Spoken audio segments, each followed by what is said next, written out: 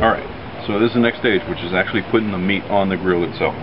So I already had it closed up for a little bit. As you can tell, the fire died down a little. So what we're going to do now is I'm going to go ahead and just clean it one more time with the onion. Make sure we got a nice seasoned coat. Smells good. Oh yeah. Alright, take the onion off. And these are the beef fajitas that I have from HEB, which is their generic brand, Hill Country Fare. They're marinated fajitas, which makes them real nice and tender. We'll cut this bag up right here. And we'll go ahead and start pulling out these fajitas here. Now these, I told you about the membrane. If there's something that's like these, which is marinated, don't even worry about it, man. You do not need to take the membrane off. If they are not marinated, then the best thing to do would be to take those the membrane off of the fajitas themselves. If you have them tenderized, also take off the membrane itself too as well. But these, since they're marinated fajitas, are going to be just right. So what I like to do is I like to put them on the grill. I'll put them on there for a little while. I'll put them on for about a good, I want to say maybe 2 to 3 minutes, and I will flip it over. And the reason I will flip it over is because what I want to do is I want to kind of like just char the outside of the meat itself, so that what we can do is keep the juices locked into the meat. So once they're nice and charred on both sides, and the rest of it's all just pretty much just nice slow cooking. These fajitas are great looking. We just got 3. You know, we're just a family of 4 right now. Family of 5 actually. 4.5. 4.5. There you go. My oldest is back up in East Texas, so he's not here to eat with us. So this should be enough to get us through the night. My wife made some really good Mexican rice. We're gonna have some rashed out beans with it and everything. Just real good home grilling cooking fajitas. So anyway, these have been just grilling the time that we've been here talking to you or whatever. If I go ahead and I'll show it to you real quick.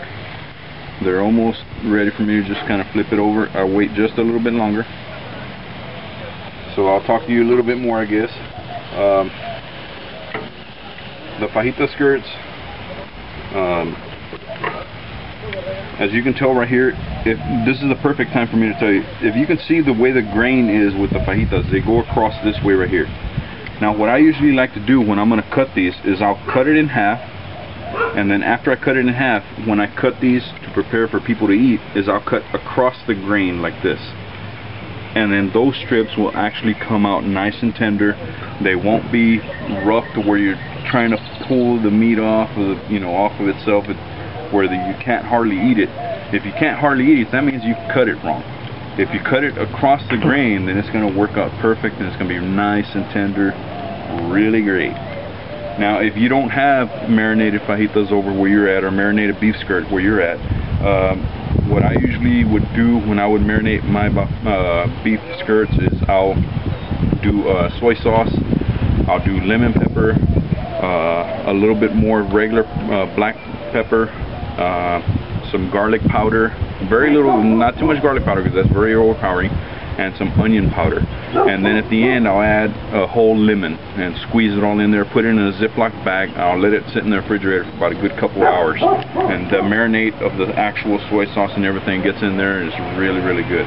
These already come pre-marinated, so they're perfectly fine. You know, they're marinated the way that they marinated. It's perfect. I mean, it's like they've been in the bag for a while. Okay, so what I'm going to do now is I'm going to go ahead and I'm going to flip these real quick. And what these are going to do is you see how they already got the nice looking grill marks there. What this is going to do is it's going to lock in the flavor, lock in the juices, and we're going to have ourselves some good looking fajitas in a little while.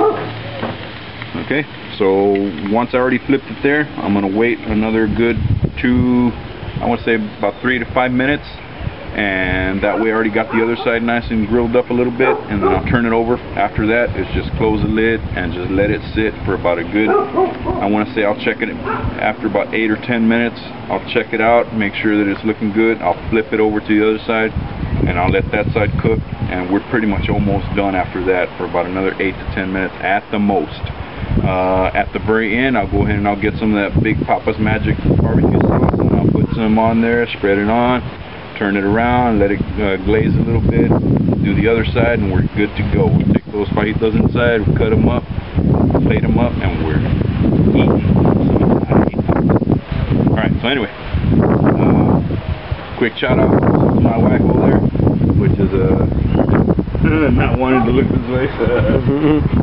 But anyway, alright, so this is kind of like grilling 101. I'll go ahead and I'll go through the rest of the steps as we're going through, okay? Talk to you later, bye.